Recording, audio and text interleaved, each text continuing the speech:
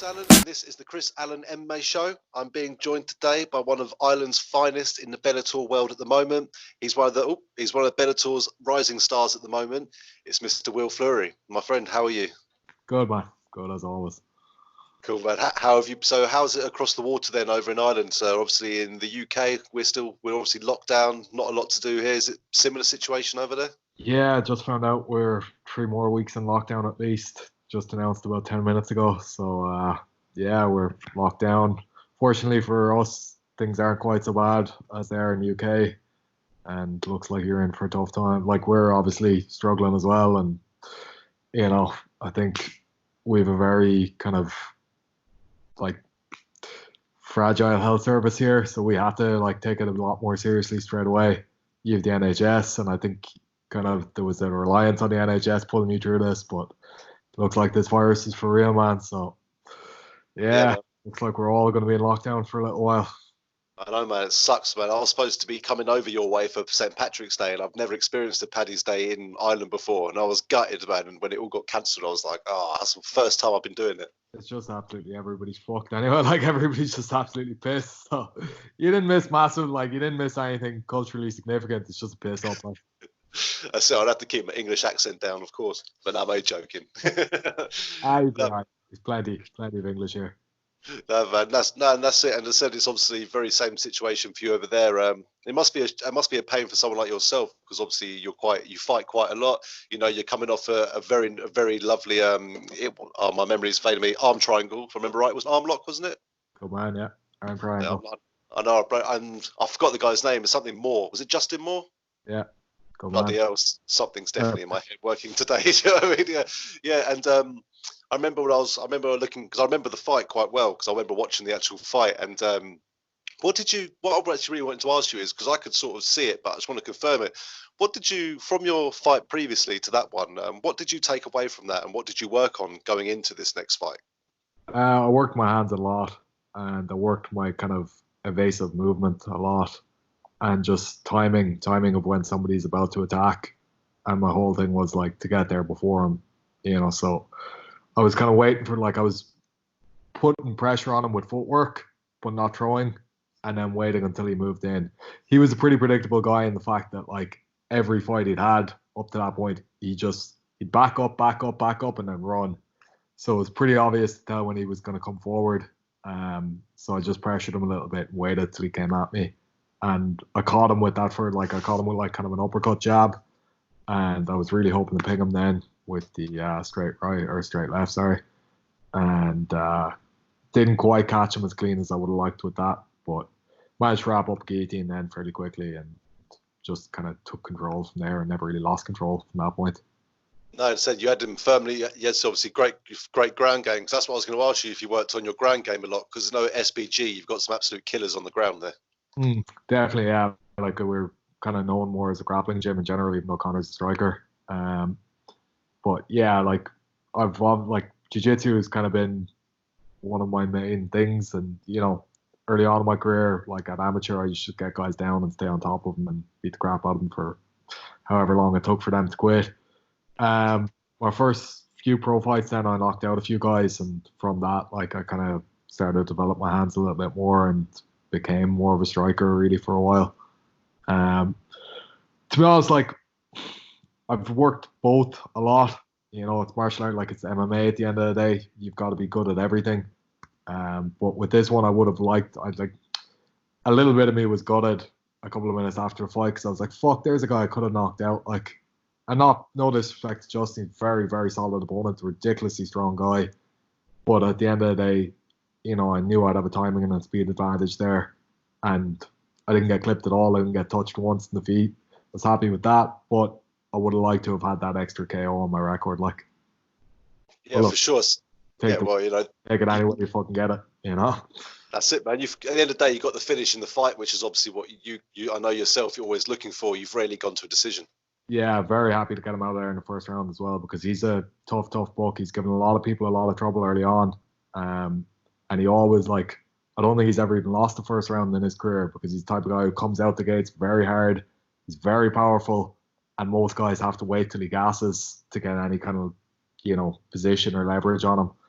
Whereas I just took control as soon as he came at me. I clipped him, and I think he was, I felt a little bit of limpness in his body as soon as we started grappling. I think that hurt him a little bit. And then, yeah, it was complete control from there on. So I was very happy with the fact that I was able to get him out there in the first, and very happy with the amount of control I had throughout the fight. But at the same time, that KO, TKO finish is always something you want. Especially in front of your home crowd as well, Yeah. It'd be a good one to get the crowd going too. So, look, fuck it, man. I'm delighted with how it all went. It's more now. It's this thing of, fuck, when's it gonna be? When am I gonna be up again? Yeah, that is the problem, and I've spoken to quite a few fighters, and it'd be interesting to hear your input on that. So, someone like yourself, you train a lot. You've been in sports your whole life. From I know when you used to do hurling back in Tipperary days, and you've always been a sportsman. We'll come to that, don't worry. And I know you've always been a sportsman, but now you're stuck at home. It's like, what do you do with yourself? What are you doing during this lockdown to keep, first of all, to keep sane, to keep fit, and to stop turning into a heavyweight? So in terms of training sessions a week, I'm probably doing just as much. I'm training at least twice a day because just fuck it, man. There's nothing else to do. It's just the quality. What sort of things you doing? What sort of things you do? I have a barbell out the backyard, and I use that 4 times a week. I go running most days, but it depends. So I vary the pace. So I'm doing sprints, kind of like a longer sprint, 400 meters once a week, and then I'm doing 100 meters intervals once a week as well. And then I'll do a 10K and 2 5Ks throughout the week, and they're much lower pace.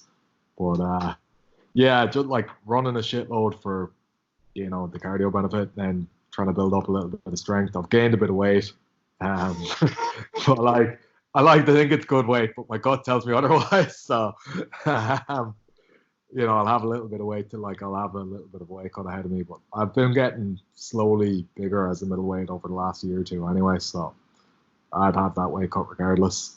But I feel like if I got a call and somebody said, look, you have to make weight in 3 weeks, I could make it. I'm about 96 kilos right now. Yeah, I've done relatively big weight cuts before. So, but yeah, training just as much, but you miss the grappling, you miss the rounds. The rounds, I think, that little bit of fear, that fucking, the aliveness that you feel when you're going into a competitive situation. Don't have that anymore. It's more oh, can I lift this? But yeah, it's just not the same. So yeah, training a good bit, but you just don't feel anywhere near as alive. And it's training without an end goal. So you're okay, I'm gonna get a little bit stronger this week. Oh, great. But there's no pleasure in it. There's no real okay, I'm building to this. I'm fucking getting better at this, this, and this. Or you can't feel yourself fucking progressing as much. So yeah, look, I need a target, basically. I need a fucking person. I need something to keep me really focused, because training away, but it's a bit shit, really. There's no one trying to hit you back, is there? Which some people would actually enjoy. Yeah, you don't feel as alive or as sharp or as your shadow doesn't really come after you after boxing. There's only so much shadow boxing I'm sure you can do. Yeah, and the first few weeks I was doing 5 shadow boxing sessions a week, and then my toe, all the fucking skin on my feet was just torn off, because I can only really do it concrete grass. I don't have a soft mat area where I can do that stuff. So I've had to go back with that now, and I'm doing a lot more running for cardio. But I bought a little thing, actually. I bought a little it's like a head, and it's on a spring, and you can just tip that away. But I had the thing less than a week. I think I had it 5 days, and the thing's already broken because I was just using it a good bit. So yeah, fuck it. I'm more I've nowhere to hang a punch bag. I live in a small little, it's a small house with my girlfriend, but we've nowhere to hang a punch bag from, unfortunately. So I'll just have to buy one of those freestanding ones again. But fuck, man, they're not cheap. And I've actually literally just ordered an assault bike online about a half an hour ago. So that'll be my new toy now. I'd say the home equipment, the home fitness lads are doing fucking really well out of this. I went to order that a week ago and they were sold out. So at least a few people are doing well out of this, man. Well, yeah, there's that. There's at least there's some people. There exactly. I've actually seen all sorts. I spoke to a guy and he just put his sofa up on one side, and he was just kicking it and punching it. I was like, I'm sure the wife might not be happy when you get back, but I guess I've seen quite a few makeshift gyms at home at the moment online.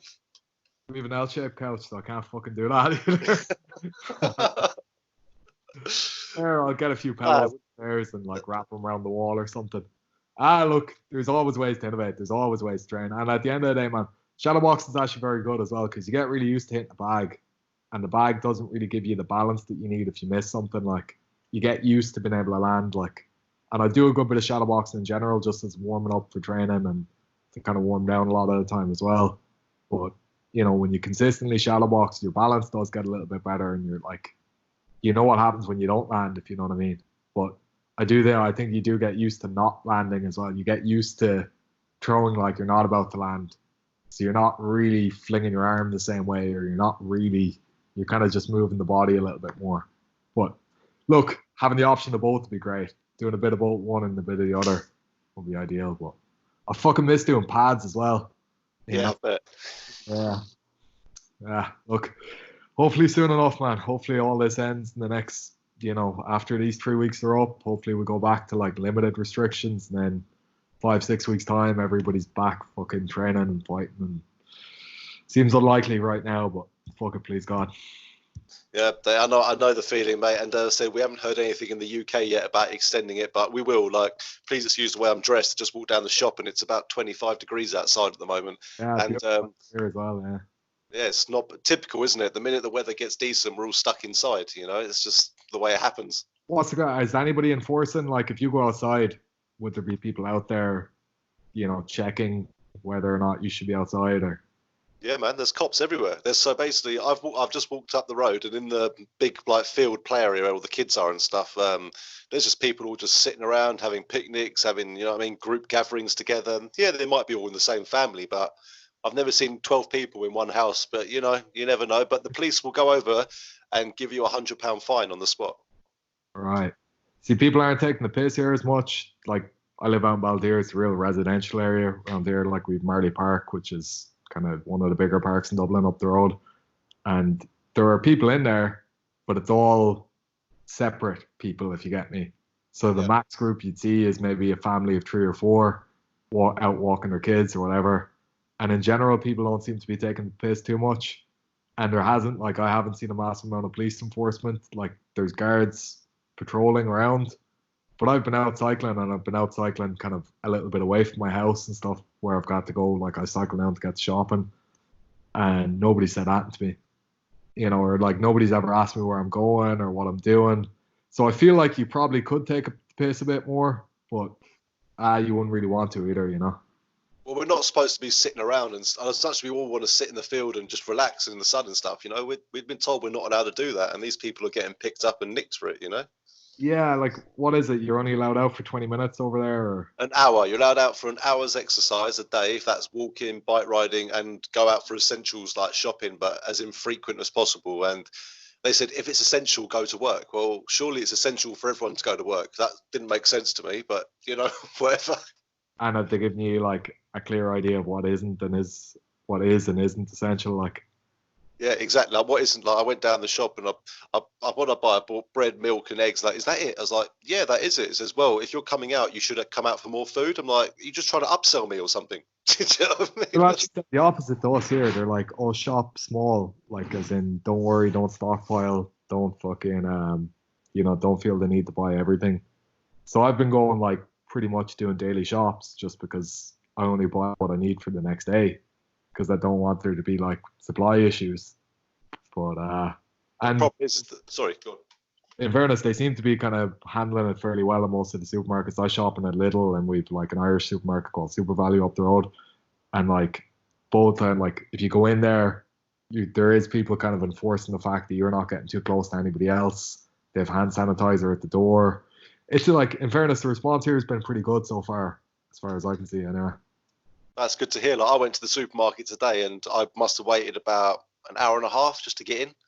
So they let so many in at a time, and you've all got to queue up outside while waiting. But I saw that as an excuse to stand out in the sun for an hour or so, whatever. But But do you know what I mean? But everyone gets the ump with me because everyone's queuing up, and I call all the old girls and all the old boys down to the front, like, go on, you go first, because they're the most vulnerable at the end of the day. And Exactly, yeah. people look at you like you're a muppet. It's like, oh, much if that was your grandfather or grandmother trying to get their shopping. You know what I mean? Let them go. But we just got to look after each other, mate. And the quicker we all just obey by the rules, the quicker we can start watching people like you guys back in the cage again. Do you know what I mean? Yeah, like it's so hard to know when it's going to be now, but UFC just cancelled 239 or 249. Sorry, that could be the Tony Ferguson card. They said they were going to put it on. They've now cancelled that completely. Saw that, yeah. Exactly. I think he was thinking about getting a deserted island or something to do the fights on, or something like that. But obviously, the powers of be have said no, it's not going to happen. But what I think personally, what will happen is, I think it'll be until September sort of time until they start putting big events on, which is shit. But I've got a feeling they're just going to put them on behind closed doors to start off with. Well, it's going to be very hard to get a crowd together for now. Like, as in, are people going to be okay with going into large crowds again?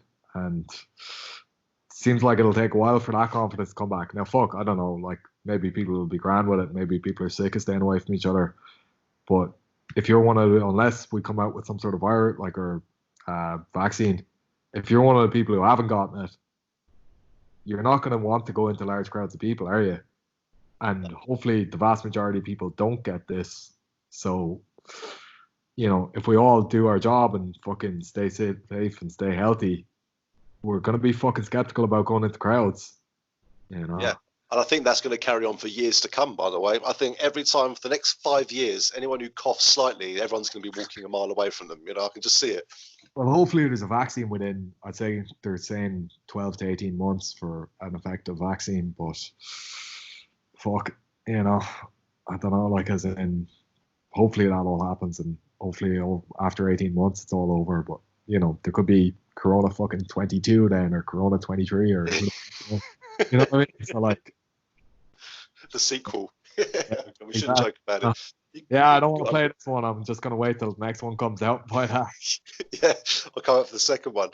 But let's just say this all gets lifted up soon, sort of thing. I don't know if you'll have to say, but did you have anything in the pipeline with Bellator coming up soon? Yeah, I did. I had a fight signed. I'm not allowed to announce because, of course, yeah, they're due to announce. But whether or not that happens now, like, it was booked for quite a while away, and I signed it like the week all this started, and I haven't been given any confirmation. It's not 100% cancelled yet, so I'm delighted to have that. But whether or not it happens now, who knows? So it's a good position to be like, look, I'm happier to have that than to have nothing, and I'm gonna be fucking 100% ready when, like, at the time when it comes. It's still quite a while away, so I'm optimistic that it can happen, but I'm also aware that there's the dates are being pushed back and back and back, and it's at that, like, it's far enough away that realistically, yeah, if it's done behind closed doors, those fights could happen, and I really, really fucking hope they can, but I wouldn't be going out betting on it right now. That'd be weird hearing Bellator Dublin so quiet as well. That would just be surreal. It wouldn't be right, actually, to be fair, because probably some of the, if not the best fans in the world in Ireland. Like, I've never seen so many people travel around the world to follow, like, with the McGregor thing, like, to Vegas and everything. I've never seen anyone. Someone told me it was, I was reading, it was 20% of the Vegas tickets when he fought Aldo or whatever were bought in Dublin. I'm like, that's just absolutely crazy. Do you know what I mean? Like, if you listen to the fucking crowd, it sounds like 80% of the crowd were Irish over there, So, yeah, like, I'm surprised. A lot of Irish. 20%. There's a lot of Irish, though. A lot of the Americans are all got Irish descent of some sort, haven't they? A lot of them. Yeah, like, a lot of people, like, people all over the world. This is the thing. We're a country of immigrants. Like, we've gone everywhere, and we populate. Like, we're good Catholics. We breed well. So, like, everywhere is fucking Irish at the end of the day. Is it? I think especially like the Boston sort of areas and stuff like that. There's always a large support there for the Irish fans. Wow. I went to New York for 2 years at one stage, and man, everybody over there, they fucking, like, if you're genuinely Irish, it's so easy to get a good job and get on well in life over there, because they just fucking love you. It's great. Like, but everyone is like, my fucking great grandfather, he's Irish. Yeah, I got a fucking whatever, and they'll tell you some town you've never heard of before, and you go, oh fuck yeah, I know it well, yeah, and they love you like. Yep, you don't worry, straight to management. That's fine. Yeah. No need to work on the bread line. Good kid, you're good. That's it, man. And do you feel, obviously it's tough either way not fighting, but do you feel like a lot better off that you're coming off a win and having this little break opposed to coming off a loss and just dying to get back in there? So is it more dying to get back in there and carry on the winning streak, or would it be more dying to get in there to overcome the previous loss? I think the satisfaction of winning lasts for about 3 days and then it's gone again. Okay. You kind of like, to be honest, overall, the feeling I have at the moment is I'm pretty fucking upset with how my Bellator, like upset with myself about how I've let my Bellator career go so far. You know, I've lost 2 out of 3, or 2 out of 5. Yeah, 2 out of 5 fights. There you go. And like, I haven't achieved anything of what I've wanted to. You know, none of the goals I set when I fucking got into this come to fruition. Like, and look, the frustrating thing about that is those have been my mistakes and I've fucked up, but I know how good I am ultimately and I know what I can do. You know, I've proved to myself hundreds of times, you know, in demanding situations that I'm the person who can fucking stand up and be accounted for, and I'm a damn good fighter, so it's on me to get out there and fucking make it happen now. And I feel like in the last kind of 2-3 months, it's been very much like tunnel vision on whooping ass and getting the best guys out there and whooping their ass and chasing down the best guys out there and whooping their ass. It's a frustrating position to be in now. I feel like I don't even know who I'm booked for with this fight that could be coming up. I would hope that it's somebody pretty challenging, and I would hope that I get an opponent who's kind of a name as such. Then it's a question of whether or not that fight even happens. But like, the mentality I'm bringing towards this at the moment is like, bring me somebody fucking good and let me prove it. And yeah, you know, I'm like, I know that I'm still in that zone where I've got to go out there and fucking prove it a little bit, because I did have a massive amount of hype coming into Bellator. Like, I was an undefeated fighter, I was an undefeated amateur as well. Like, the performance against Norbert was nowhere near good enough. My first fucking fight in Rome, got clipped, got knocked out. I've had a couple of good performances in between. I feel like I've done well in all of those fights, and I'm like, look, I've fought top level guys my whole career. I was going to say, yeah, you've never been spoon-fed anyone. You look at your record and the people you've actually fought, you know, you could easily sit there and be undefeated, but you fought decent fighters. You know, you fought top level opponents to test yourself properly. And do you find that was important though, to come into Bellator and do that immediately? Because you can tell from your previous performance that you've seen what you've done wrong, you know what you've done wrong, and you've learned from it. And I wouldn't put yourself down, but I'd say you haven't achieved what you have. At the end of the day, you're a Bellator fighter. You know, you're a well-known Bellator rostered fighter as well. You know, and that's got to be self-rewarding in itself, hasn't it? You know, just actually being on that Bellator roster. Yeah, it's a funny one, like, as in, I probably should be more satisfied with that than I am, but I've always been somebody who saw myself getting to that position. You know, as in the last 3-4 years, if you said to me, oh, that's going to happen, I'd be like, yeah, of course. Now, like, I don't want to come out, like, I'd like to appreciate that more, but I can't right now, because I'm still in that zone of, I want to fucking get more, I want to achieve more, and I don't know when I will be satisfied, but I'm nowhere at that point of being happy with what I am right now. And I'm actually like, you know, maybe mentally it's counterintuitive or whatever, but like, I find myself getting so fucking frustrated with the fact that, like, I'm only here. You know, that's where I'm at now. I'm like, fucking hell, man. You should be doing a lot better than this. And that's the overriding emotion on a daily basis, is like, why the fuck are you still here doing this? You know how good you are. You know how much fucking, like, you know what you can do. Like, look, like, thankfully over in SPG, we've got a few fairly high level guys coming in, and, you know, training partners coming through the ranks, and there's a lot of UFC guys who come through. And like, I'm in that position where it's like, shit, you know, I probably have the talent to fucking go way, way further than I am right now, and get out there and get recognized and make this a proper, like, make legit fucking money out of this too. And I've yet to really push on and fucking do that. And that is my fault. And like, as long as I keep showing up and whooping the ass of the guy in front of me every time, all that shit sorts itself out. So it's on me to be ready when that fucking opportunity comes. But it's also, fuck, when is that opportunity going to come now? And that's been the frustrating thing about this whole COVID thing, because it is like, right, you done the first step, you got it, fuck, fair play. And now it's like, right, we're going to be on step 1 of this rebuilding process for a little while. But it's like, right, whenever step 2 fucking comes, be ready. And I will be. And I know I'm so fucking ambitious. Don't worry, there's no hope of me letting myself down in this situation and not being ready. But it's the fact of like, time. Just bide your time. Just be patient. I've never really been that good at being patient, but I'll fucking wait for a while now. You've got plenty of time left in your career, mate. You know, you're still going through your peak years, as they call it. You know, I said you've still got, as I said, there's so many opportunities in front of you, and that division in Bellator is so stacked. There's so many great options for you there as well. I'd love to see you come across some of them for sure. Like you got in the middleweight division, you've got the big names like, you know, you've got Mike Shipman, who's come off a loss to Fabian Edwards. I think that's quite a nice match for you stylistically as well. I'd like to see that. Together for years, you see. So I was over in London in Shoot Fighters for a little while. I'd known Mike quite well. And like, I've often, you know, we probably are on a trajectory to fight each other at some stage, but I want to make sure that's a fucking top level fight. Like if it's a number 1 contender spot or something like that, grand, fair enough. But I don't like, I'd be relatively close with it. You know, I would have known him quite well a couple of years ago. We wouldn't talk as much anymore. I'd still chat away to him anytime I see him or meet him. But yeah, if it was a big fight, cool, let's do it. But we know each other fairly well, and I wouldn't just do it as like some kind of token. Like I fought Norbert there, and I know Norbert a little bit as well, not as well as I would have known Mike. And it's something like, it was a very strange thing going into it. Like, you know, I trained with that camp for over a year.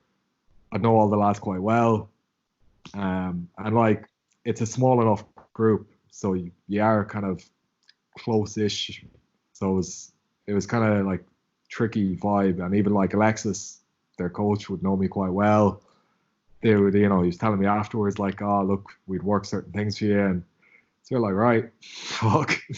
But at the same time, if it's for a number 1 contender spot or for a title or for a belt, fuck yeah, man, let's do it. Yeah, man, I had Mike on the show recently as well last week, and you know, I had a long chat. Sorry, what? That's all. Yeah, it was good. Oh right, sorry, yeah, man, it cut off for some reason. And you know, I like Mike a lot. You know, I'm very close with Fabian and with Mike as well, so I had to stay neutral. But fucking smash Fabian around. I get much more enjoyment out of that. Like, yeah. Would that be the sort of fight you'd like? So obviously he was meant to fight Van Steenis coming up next, which is going to be a tough fight for anyone. That is, you know. Yeah, he's good. Is that so? Yeah. So in the middleweight division, is that the sort of fight like, say, if you had Fabian come up for like a number 1 contender spot, that would be just a dream come true? Yeah, but look, like it's on me now. They're probably not going to give me that Fabian fight anytime soon, like, or you know, within a win or two. So if it's got to be somebody else like relatively high level, you know, like I'd love Costas Penstinas as well. He's a very good fighter, but again, I'm backing myself. Like, as in, I see holes where everyone has a fucking chin, everyone has a liver, man, and it's about getting out there and getting into them guys. Like, so ideally, you know, maybe a guy who's like fucking coming up, he's won his last 4 or 5 fights. Maybe, you know, like a guy who's 8-2, whatever it is.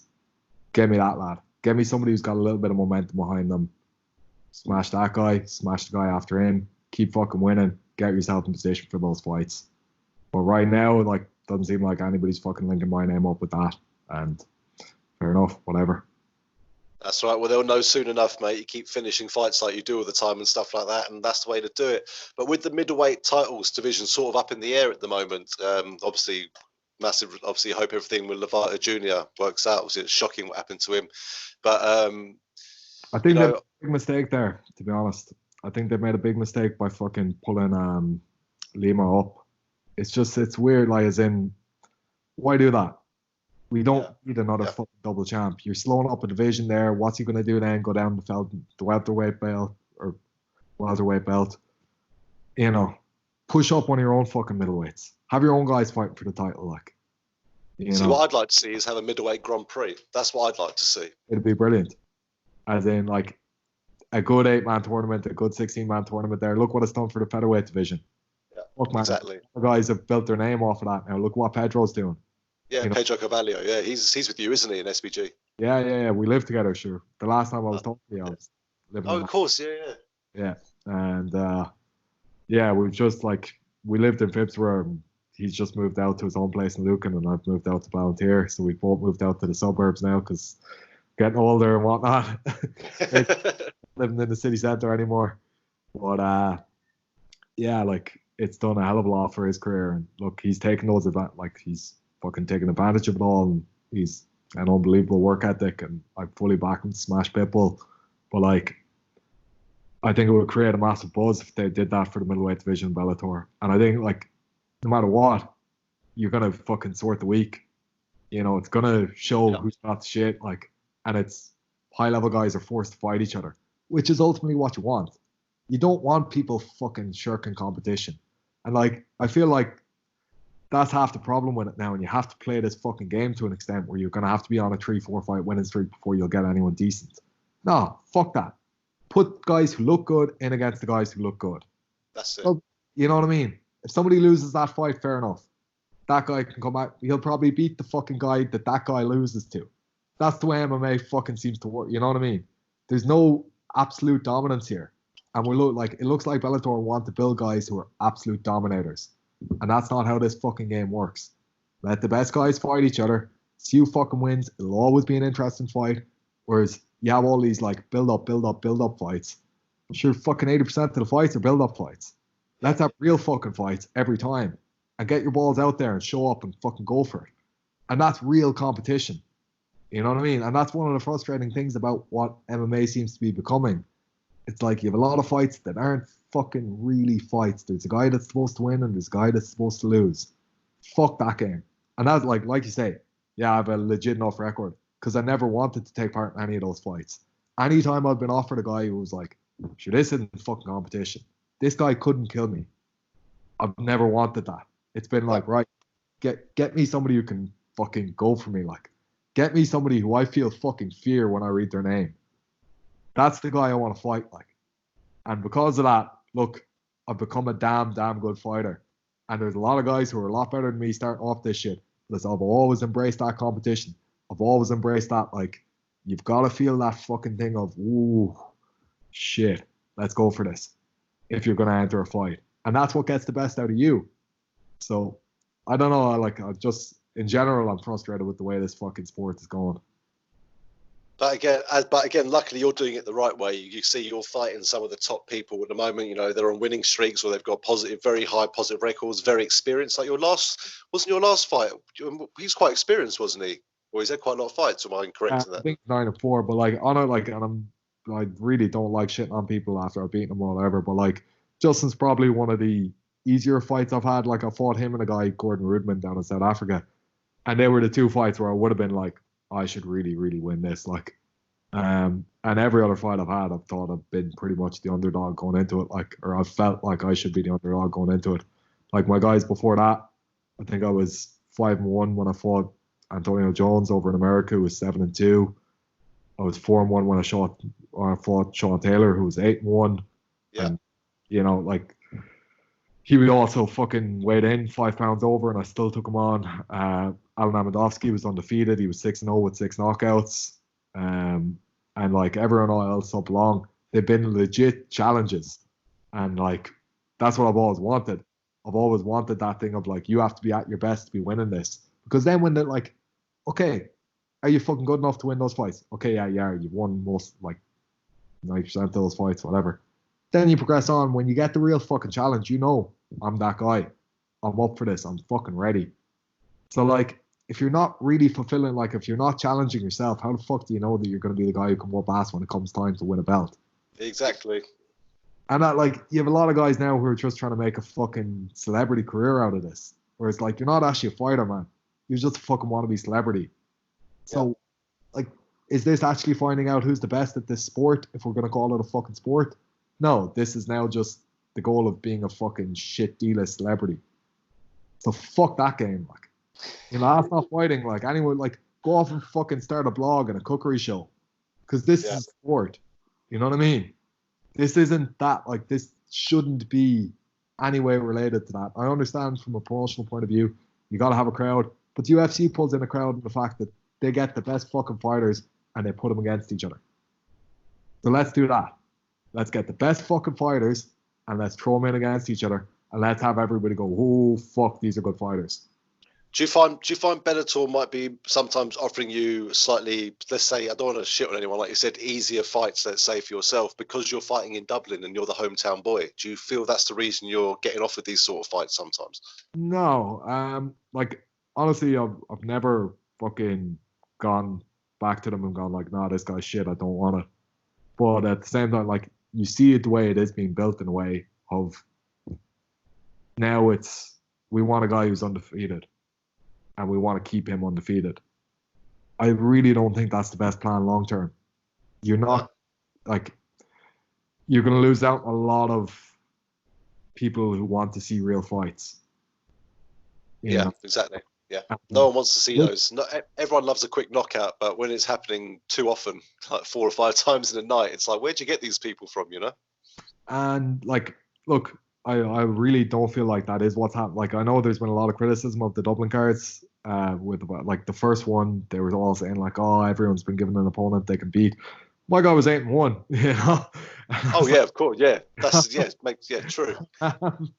And he was a pretty fucking legit fighter. I went back and did a lot of research on him. Like, even the guys like his corner afterwards were just like, Jesus, we've never seen anybody fucking dominate him like that before. And I was proud of I was very happy with that victory. But there was a lot of guys like a lot of fights. The last Dublin card, like Franz against Ricky Bandejas and fucking Mateus, who's a Polish guy, but he was Dublin, like he's based in SPG. He fought Chris Duncan, who's a very, very good young fighter. Yeah, he's an animal lad, like, real robust fucker and good athlete and, good kicks on him too. But like I feel like there was a lot of very tough fights for the Irish lads that night.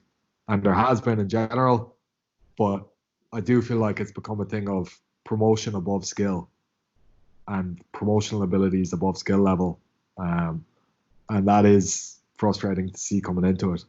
And I think if you look at how other promotions have modeled themselves, they put it more on like, we've thrown everyone to the lions, and this is a guy who's persevering. And people have a natural respect for that, And even if it's like, well, these are the guys that are persevering, and there's one guy on top for a little while, and another guy comes back and is on top. Look at the early days of MMA.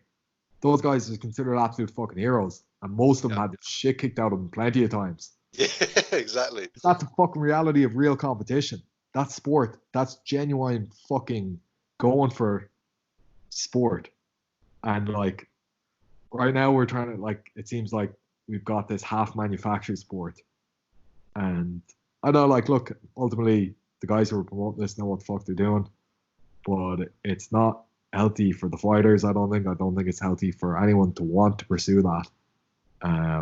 So look, I don't know. We'll see what happens. It's going to be an interesting couple of years because I feel like right now there is this, there's an expansion of the sport in general, and there's been a recognition of the fact that, wow, if you get a guy who's got a big following and promotional power behind him, it can create a buzz and you can attract more fans to it. But now, if you've attracted those fans and those fans are into fighting, they're going to want to see fights. Yeah. And how often can you keep pulling in somebody who's got a bit of a fan base or a following from something else and then keep giving them lowish level fights and keep pushing those fights up the card? And I just think people I don't know, maybe I'm more of an actual fan of the sport or fighting as such, but I think people can see, I would hope people can see that the quality isn't there, and even the fucking venomous nature of it isn't there. When you see two guys who really want something going for it, it's a different fucking thing. It's like when you watch a nature documentary and the lion and the fucking gazelle, they're both fucking struggling to survive. And then, in a fucked up way, that's what makes fighting so interesting. Because it's two guys fighting for their fucking lives. We don't see that as much anymore. And, I feel like it's kind of gone out of it a little bit. And I don't know, they're the fights I want to be involved in. I want to be involved in this fucking, you're scrapping for everything that you are type of fight. And they're Nah, the ones that make you feel fucking alive. And even right now, that's what I'm missing. I'm missing that feeling of fucking being alive. You know, going out and lifting a fucking barbell. Sure, any old cunt can do that any day of the week. Whereas, like, I got into this because I was the type of fucker who felt like, well, I'm not going to be phased if somebody's trying to kill me. I want that to be the situation. And I want to be the fucker who knows, I can front up to that and I can perform under that pressure. You know, and I can figure out that way to kill you when there is massive pressure on me. And that's obviously the best mentality to have, of course. And it's good to see you have that mentality because, as you say, there is a lot of it out there where they just want to keep their undefeated records. But that's why I really want this middleweight Actually, Grand Prix. I understand why guys want to do that, but I don't know if we should respect that as much. Like, there's too much emphasis placed on being that guy, I feel like. And if you look anyway under the surface, you can see most of the time it is bullshit. Yeah. And I just feel like people are going to start to look under the surface. But, fuck it. What do I know? No, you're right. It's good to have your opinion, mate. A lot of people would definitely agree with you. Trust me, I'm not the only one there and saying that sort of thing. But that's why I want the middleweight Grand Prix as well, because that is going to give people something to work towards and fight towards. And I think that's the reason the featherweight tournament's been so fucking interesting, because they're fucking all legit fighters going for it, and everyone fucking take it, like, and everyone gets their chance. So as long as you can keep smashing, you're gonna end up the champ, and you're gonna end up with that fucking $1 million. Yeah, like, man. So it's just like, we're giving 16 guys the opportunity. Who the fuck is going to take the chance? That's unbelievably interesting. You know what I mean? That, like, every one of those tournament fights, man, I'm fucking glued to it. Because they're all like, Boric there. He looked so good. He looked great. Like, and then fucking what happened to him. And, like, Darian Caldwell showed himself, like, he's got balls. He's got a fucking, like, he's got a serious grappling game. Like, it's great to see those fights, man. That was incredibly interesting, like. You know, I want more of that shit, like. Nah, you're right. There's the fights people want to see. The uneducated fans, mate, don't want to see the ground game. They obviously want to see more of the stand-up side of things. But I think the sport's evolving quite well with everyone now. People are starting to understand the ground game a lot more. Like, for example, if McGregor was a jiu-jitsu guy, everyone would be worried wanting to be jiu-jitsu, you know, because of the obviously name he put. But he's a striker. And he did bring a lot of people into the sport as well, like watching it. They might be uneducated for now, and they just want to see people get knocked out in the first 10 seconds. But I think slowly we're getting there. I think we're slowly getting there that the fans want to see the fights. I don't think it's even been that slow. Like, I think since about 2015, 2016, man, you've had a pretty appreciative fan base, like, even grappling-wise. Yeah. Like, when I think the first Bellator card, which was like February 2019 or whatever, there was mad cheering when people were passing guard, and there was, you know, like, I was going to say, good response. So, like, and I've been in other crowd, like, even 2016 when the UFC came to Belfast, I was at that. And, like, if someone, like, I think, was it Artem regained side control at one stage, and now it was a fucking it was your man Ishihara, and he dominated most of the fight, but it was the last round, and he was in a little bit of trouble. And I think he either got fucking full guard or half guard back from side control, and the crowd just went mental. You know, and it was brilliant. It was like, oh, hey, people, like, everybody here knows what the fuck's going on at the end of the day. So well, it's like in your last fight, you dropped the guy, and there was obviously a big cheer, and then when you slid the hand underneath and you passed over to the other side for the arm triangle, then everyone cheered. They're like, right, they knew that submission was cinched in completely, and that there was no way he was getting out of that. So no, you're right. They did notice. Yeah, there you go, man. People, like, I don't like shitting on fans. Like, I don't think this is the fans' problem. I do think this is, like, people being fed something that they're not necessarily given all that much of an appetite for. Like, at the end of the day, man, people are kind of, like, it never really gets talked about, but, like, the reception I got when I came out in the Tree Arena last September, holy fuck. And, like, I'm not mad on it, so, you know, I'm not like a big social media guy or whatever, so, like, it is more just doing interviews and doing this sort of thing that I feel like I fucking thrive on, you know, that it's kind of, you don't have to wait, like, what the fuck is Instagram's pictures? How the fuck are you going to express yourself properly on any of that? Like, I agree. But at the end of the day, when I came out, I got a massive fucking reception off the crowd. Like, it was one of the biggest of the night, if not the, well, I don't know, like, fucking, I wasn't there for the rest of the night, I was in the hospital. But fucking, it was big reception. And I think that's because people do buy into the reality of fighting, man. People do fucking want to see real fights, and like, there's a fan base there that want, like, they're big fan, they're legit fucking fans, and they want fights. They want actual fights.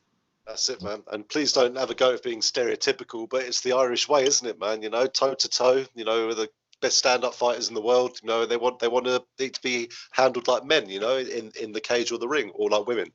Yeah, and I think like we have a good culture in that sense of like, you know, we want to see fucking our guys going for the thing, whatever the fuck that is. You know what I mean? Like whether it's the rugby team or whatever.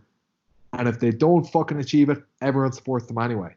But you got to be fucking going for it to get respect. And I feel like that is it's a beautiful part of our thing. We're not like Americans where if you've lost, he's a fucking loser, man. Nah, we're a supportive culture regardless. You know what I mean? We've had plenty of athletes who've gone and fucking failed, but they've given it a fucking damn good go. And they get a hell of a lot of respect here. And it's a beautiful thing as well because it's not the thing of like, doesn't matter if you fucking won or lost. It's whether or not you fucking tried everything you could have. Yeah. And I do like, there's an appreciation for that within Irish culture, which is something I really fucking like about it. Well, one thing I've noticed with the Irish culture as well is actually not culture, well, the fan base is actually very similar to if you watch a fight in like Japan or that part of the world, you'll never hear them boo in a fight. Even if they're lying on the floor doing nothing, they won't boo. And I've noticed that a lot with the Irish fans as well. The Brazilian fans, they like to boo at everything. No disrespect to them, but they just hate everyone who isn't Brazilian, you know. And I was literally just watching on Fight Pass yesterday, Jared Cannonier, and I was just watching through all his fights. And when he beat Silva in Brazil, like, and they literally wouldn't even let him fucking talk. And I was like, man, this guy's class. He's just come down here, put on an unbelievable display against one of your best guys. Show him a little bit of fucking respect, like. And like, they actually, in fairness, like the crowd in Dublin, they booed Norbert a little bit after he beat me. But I was delighted to see that people were giving him a fucking clap off by the end of it, like. Yeah, exactly. At the end of the day, man, that guy deserves fucking serious respect. You know, came over and whooped my ass. Fair fucks to him. Unbelievable performance. Well done. Fair fucks. All right. Not my night. I'll get on with it. I'll be back. Don't you worry. But like, show that lad a bit of fucking respect. And like, I'd like to think that and they did. They clapped him out in the end. So fair fucks to him. But like, I don't want to see that booing shit become part of the fan culture. And generally speaking, it hasn't been, which is a great fucking thing. Do you remember a little while ago, I think it was Matt Brown was fighting in Brazil and a little while now, and as he was walking out, I thought, who's he punching in the crowd? Because he turned and punched someone in the crowd. I thought, what's going on? And apparently, as he walked down to the cage, he got hit in the back of the head 3 times by fans as he was walking to the cage. And what do you do in that situation? You know, I think he turned and whacked the guy in the end. But yeah, it's 3 different occasions. And then when he Google this, and then after the fight, I think he got attacked by his opponent's jiu-jitsu coach in the car park or something like that. I was like, what's going on?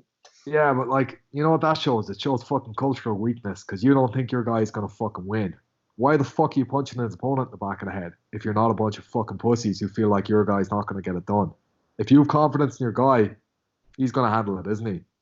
But you're there going, oh, fuck, I'll get a quick slide in on this cunt. Like, fuck off. He'd destroy you anyway. Face to face, he would have killed you. Yeah. Great fighters, and I'm sure it's not all the fans, but I've never known fans to be as disrespectful as some of a certain. I've got to be careful what I say, but you know what I mean, don't you? There's a handful of them which, unfortunately, is shocking. Some of the stuff they chant their opponent "Uvama hair," or I think that means "you're gonna die" or something like that. I don't mind that. That's a bit of crack at the end of the day. Yeah. But punching somebody in the back of the head is a bit of a different story. Like. It's a joke. Like, good, when you finish this, anyway, just YouTube Matt Brown attacked as walking to the cage, and it's just shocking. Do you know what I mean? But hey, he got a dig back. Put up with that sort of shit either, you know. I can imagine you would have been over the bloody railings, Will. I can imagine. The fighters would, but like, yeah, I wouldn't react well to that sort of shit. Now, to be honest. Again, mate, wouldn't happen in Ireland. You guys, fantastic respect. And again, the Brazilians are incredible fighters. They originated a lot of the jiu-jitsu with the Gracies. I'm not going to take it away from their fighters. They've had some incredible athletes down there, but. Mate, I'm telling you, there's no need for that, and the talent that's coming out of SBG at the moment up your way is just even from amateur level is absolutely unbelievable. John Kavanagh and his team are just doing such a great job up there, mate, and it's good to see a lot of you coming through Bellator, you know, as well. A lot of you guys in SBG. Yeah. It's great. Man, we've kind of become a bit of a fucking hub of talent, basically. You know, it's in we're now, because we're one of the bigger gyms and we've got a lot of successful guys here, you attract more. And it's like it feels like all the top level lads in Europe are kind of being pulled into here bit by bit. So, and even you get guys passing through, coming over for a week or two of training. So yeah, man, like I'm unbelievably fortunate to have such a great fucking facility on my doorstep. And, like it's been 20 years in the making, basically, or 25 years. I don't know, like 2002. So, oh, wait, it's a little less than 20 years, I think. But, yeah, it's incredible to have this here and have the facility. And even like the new gym just opened like last August, and it's a mad, like they're calling it the Monster. It's a huge facility. It's unbelievable to have that as well. And like I see, so like there's guys who are 19, 20 now who probably have the skill set I had when I was 27, 28, and a skill set that took me like 7 or 8 years to develop, and they've gotten it in like 2 years. So it's going to be interesting to see how far those guys can take it skill wise, and how far the sport will evolve with the next few generations. It's going to like it's fascinating, how fucking quickly the sport is evolving, and how like shit that I was learning say 4 or 5 years ago, it's pretty much fucking irrelevant now. Everybody knows the defense, or everybody knows counters to that, or like I look back on notes from like 2015, 2014, 2015. It's just like, shoot, you can never use any of this shit anymore. Like, Sports evolving, man. These guys are coming in and learning MMA as a whole from day one, opposed to individual disciplines. I was doing a bit of jiu-jitsu and karate for a while. Let's do some martial arts. But now they're coming in and doing martial arts from day one. MMA is day one lesson. So maybe that's the reason why the new breed are coming through, because they've just got that straight away to come into, do you think? Yeah. And I think because like you're around a bunch of guys who figured out what the fuck doesn't work as well. I suppose that's maybe a fact that we're in a pretty high level gym and there's a lot of guys who have a lot of experience. But if you're coming into the fight team and you're, using something that's not effective, people are going to point it out to you pretty much straight away. See, there's not all this, you don't develop shit technique. Straight away, you're being pushed into a situation where you're going to cut out all the fat. Everything is going to be, this is how you do it. That's exactly how it should be. If you want to fucking get control, here's the points you need control of. There's no room to learn the shit stuff, because you're going to get your ass whooped first off. You're going to be going into rounds with guys who know this stuff. So in a way, you're being thrown to the lions, but you're going to learn at a very young age how to figure, like, what works, what doesn't work, and you're going to build on that then, because you're going to start at a point of knowing everything that the people around you know, and you're going to have 10 years to develop your own thing as well. So that's what I see the 19, 20-year-olds now, and I'm like, shit, what are they going to know by the time they're finished? Because I'm showing them all the shit that I know now, and like I'm 10 years in, and I'm like, right, I'll probably have another 6-7 years left. Where are you going to be in 15, 16, 17 years? Like, where is your level of technique going to have brought you to? It's interesting. It's scary, isn't it? It's interesting. It's class. I can't wait to see it, mate. And again, you get to grow up, and these lot are growing up with you. I'm sure you learn things off them sometimes as well, these new techniques they're bringing in. Young lad Gary Rooney, like, and he's just showing me details. For actually, about 3-4 months before that last fight, I was back in the gym and I tore my pec in the Norbert fight, like, pretty badly, and I had to do a lot of rehab stuff for that to heal up. So I was in the gym nearly every day just doing rehab shit, and one of the days I was just watching him drilling arm triangles, and he was showing me a few little kind of tips of isolating the space and how to get around bigger guys' shoulders and how to like use your head to move their head into the choke a little bit more. Just tiny little things. That kid's like 19. And then you go and then you go win your last fight by arm triangle. Fantastic. Yeah. And even like there's plenty of shit like that happens that I don't remember because that wasn't the technique I ended up using, but it's still there somewhere. I've been showing actually a little Italian lad for Raphael caught me with a heel hook there about I'd say it's 7 or 8 months ago, and I just finished that heel hook on one of our best leg lock guys in the gym. And I was like, yeah, I got shown that by like a little 65-kilo Italian lad who tapped me out there. And like, you're gonna get fucked up by some 65-kilo Italian lad. But then it's like, well, at least I got something out of that. Like, I developed this and I've now caught like one of the best leg lock lads in the gym with that. So it's a funny battle. Like, yeah, that's one of the most interesting parts of MMA. It's like seeing that, oh shit, not everything, like, because I let him attack that attack in the first place. And I was like, he's got nothing here. Then I was like, oh shit, I'm fucked here. Oh, he's got me a checkmate. I've got a tap. And I was like, fuck, how'd this happen? But then you pull it off on somebody else, and you're like, okay, nice one. No, exactly. And as I said, and it just shows, you know what I mean? These new guys coming through. Like, could you imagine people? Let's say we go back 15 years in the UFC or MMA generally. Imagine if they came and fought now at this level. Like, they wouldn't know what half these guys are doing now. Yeah. This is it. And like, in a way, you kind of want to point that out to fans sometimes. Like, well, no, the sport's evolved a fuckload. If you put those guys against the guys now, and look, they'd all, like, those guys, if they were fighting and training now, they'd have developed all the technique because they're in that environment. It's kind of like, you know, we don't fucking speak Latin anymore. The language has evolved. So, like, yeah, they don't speak Latin or they don't speak fucking English or whatever. But had they grown up in an English speaking environment, they would, you know. So those guys are incredible athletes. And they were fucking great guys. We wouldn't have the technique we have now if it weren't for them.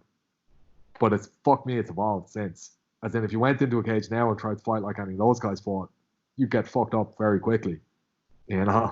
Yep, that's why when these fighters say I'm coming on a comeback, it's like, don't bother, just leave. Unless you're coming back to fight someone who else is coming back, like let's just leave it there.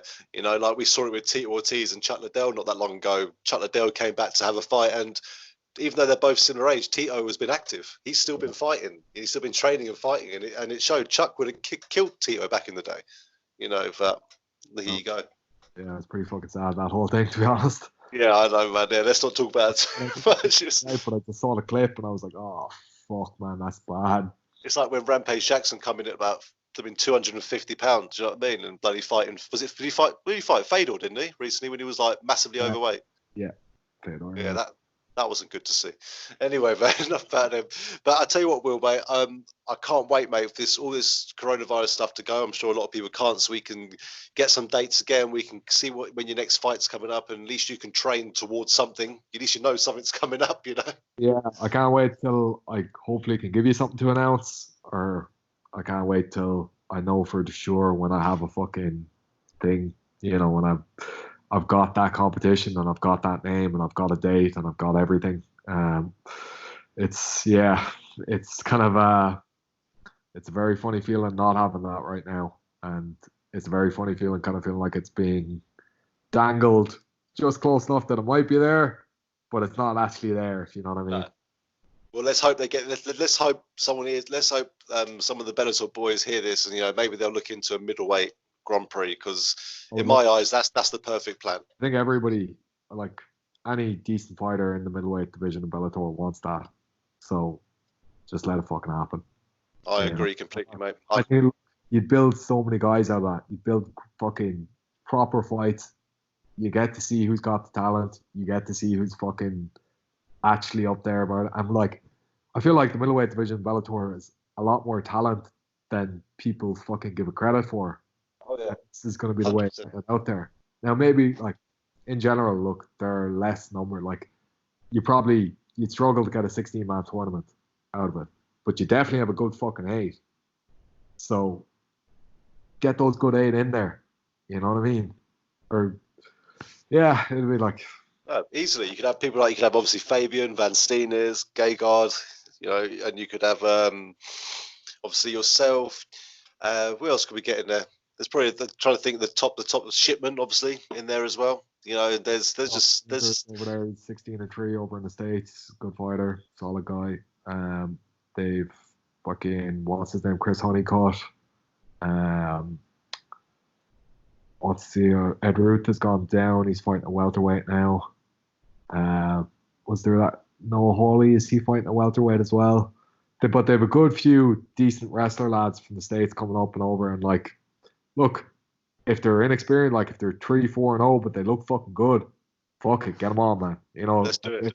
If they look like they're high level guys, get them onto it. You know, that's it.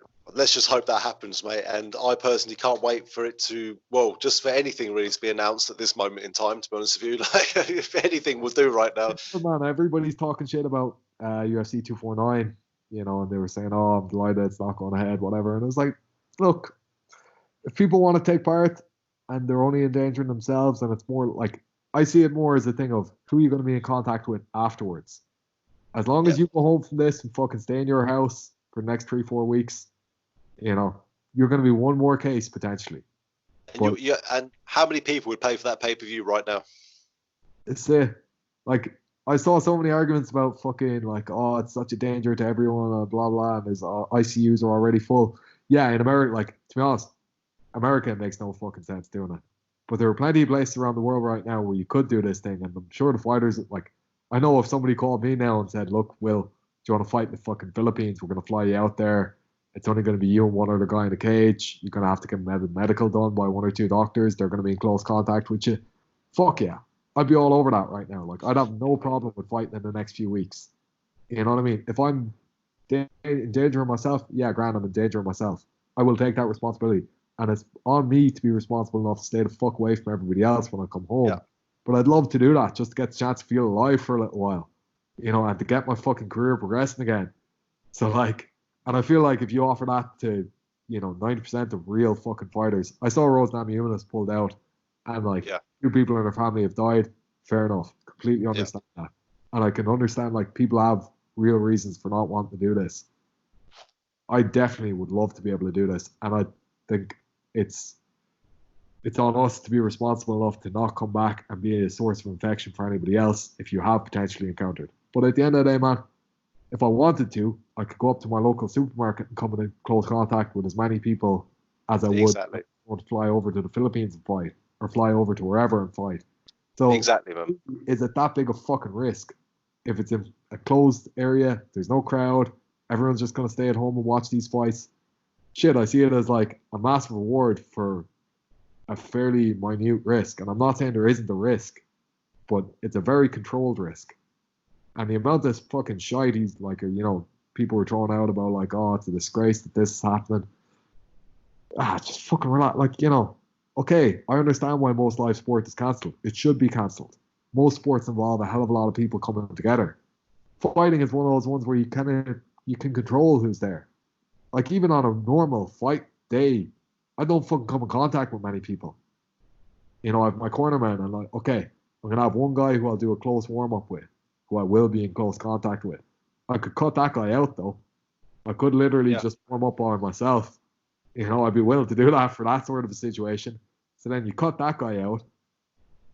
You've got the guy you're going to fight, obviously. The referee is probably going to have to come in close contact with you if it's finished or anything like that. So that's 2 people.